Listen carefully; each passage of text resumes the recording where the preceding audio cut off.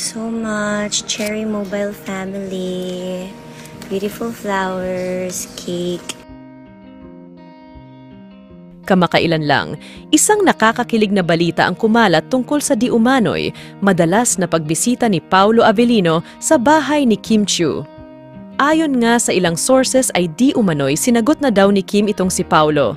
Sa tuwing magkakasama ang dalawa, hindi maikakaila ang chemistry nila. Nakakakilig ang kanilang mga ngiti at tawanan na para bang may lihim silang tanging sila lamang ang nakakaalam. Si Kim, nakilala sa kanyang bubbly at masayahing personalidad, at si Paolo, na may angking karisma at misteryo, ay tila nagiging perfect match sa mata ng kanilang mga tagahanga. Bagamat nananatiling tahimik ang dalawa sa tunay na estado ng kanilang relasyon, marami ang nakakakita ng mga palatandaan ng kanilang espesyal na koneksyon. May mga pagkakataong nahuhuli sila ng mga kamera na nagde-date sa mga paborito nilang lugar.